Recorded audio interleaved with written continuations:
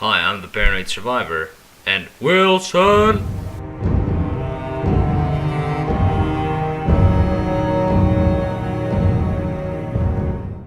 There's no doubt about it, Half-Life 2 is one of the best games of all time. It had it all, the story, the gameplay, the graphics, no fucking weapon restrictions.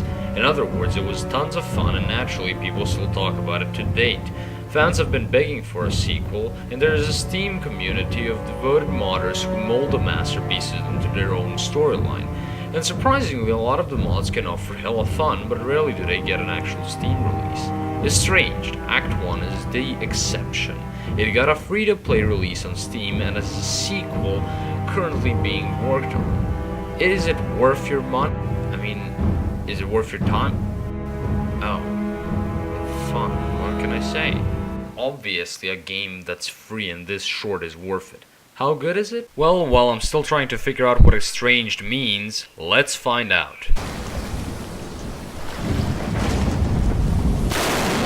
Well, let's start with the graphics. The graphics got a considerable upgrade that isn't quite on par with next gen, but it looks a lot better than what it would have had it not been fixed.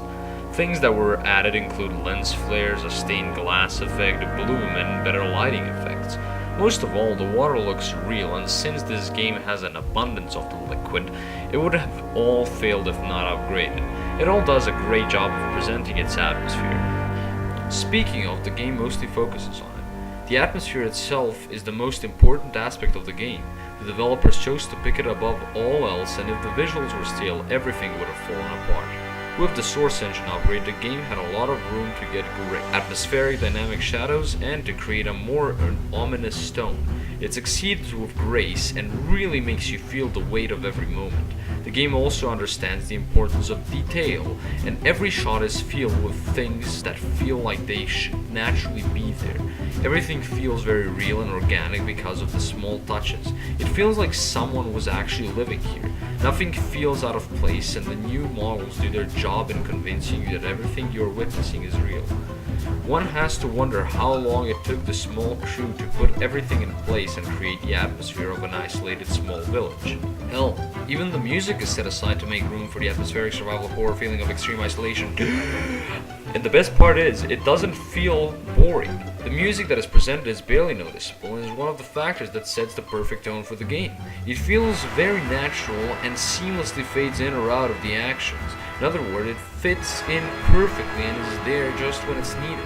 To be honest with you, the only problem I have with the sound design in this game is its fucking awful voice acting.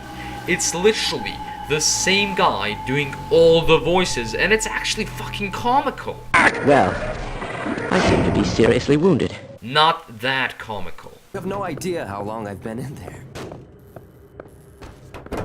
And my name is George Richmond. Wait, how did you get in here? What about the gameplay, the meat of the game? Well, the gameplay is unlike anything you'd think a Half-Life mod would have been. As I mentioned, the atmosphere is the game's greatest strength, and therefore it's not really an FPS. Sure, it has shooting mechanics, but most of the game will be spent exploring, investigating, and solving puzzles. This is actually a good thing, and feels more native for the mod. All of the enemies are a lot harder to kill, and you have to be careful as well as fast to survive it. While you may not see a zombie or an enemy AI every 20 seconds, one enemy can easily kill you on its own. Either that, or I'm fucking shit at the game. However, the enemy AI is far from perfect, and stealth isn't an option. I would have been fine with the harder enemies if it was possible to kill them with stealth, but the enemies see you as soon as you can see a part of their fucking toe. And since it's fairly realistic when it comes to combat, it's almost impossible to go through the intense battles on your own. The zombies, on the other hand, will wildly run around, throwing objects a lot of the time. It feels like you're battling a bunch of people with Tourette's syndrome more than it does actual zombies. But when they do work though, they're a lot more fun and offer a more fair challenge. On top of that, you get minimal resources, barely enough to survive. This means you'll have to conserve your bullets and health to live through this. And with the often scary sights, this game turns out to be survival horror above all else. Having to scavenge for resources just to survive and trying to kill zombies with only one bullet left can be extremely rewarding. I might be kind of a masochist now that I think about it. The other aspects of the game include puzzle solving, which will be familiar to Half-Life fans, although often cryptic and a little unclear. I got stuck multiple times only to realize an obvious thing, and I'm a fucking retard because something is just out of sight. Even without it, all of this fits great into an exploration-based survival horror game that can offer a lot of fun and a few scares. As I have been mentioning throughout this whole review, the atmosphere is the crown jewel of this game, and it succeeds in immersing you into it. That said, the narrative is very bland and cliched. The characters, though few and far in between, are all boring and forgettable, and the story itself makes no sense. It has a strong start, throwing you right in and making an impression on you with some dark details. After that, though, your character decides it's best to go battle a bunch of fucking zombies on a train. Brilliant!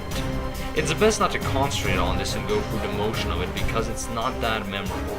Everything else is great though. The pacing and build-up are all done flawlessly. Every time the tone amplifies, the payoff is there and is acutely dark. You constantly feel vulnerable and unprotected, which makes everything a lot scarier. The best part of the story is told through the sets which you visit. Someone's abandoned computer which you can go through, a long-forgotten side activity. It all adds to the effect of being fucked. Every little detail in this game builds up to a thick atmosphere of mystery and horror. The survival aspect is extremely balanced and fairly challenging. The updated graphics and beautifully built locations all fully realize the creator's vision. That said, the game has a lot of technical issues and constrictions. It all feels a little outdated, and small problems like cryptic puzzles all add up to a lot of frustration. If you can look through its technical flaws, this is one of the best Half-Life mods, and there's nothing to complain about because it's free, you cheap motherfucker. And with only a 3-hour campaign, you don't lose anything playing it. It's literally like Alan Wake meets Resident Evil in the Half-Life universe, but not in a shitty way. I give it a rating of 7.5 out of 10. Thanks for watching. If you want to read my full review that's pretentious as fuck, the link is in the description. If you like the video, please like it, and if you enjoy my shitty fucking content, subscribe. I also stream on my Twitch channel, and if you want to see my full playthrough of the game, the link's also in the description. Fucking hell, that's a lot of plugs. Survivors, salute.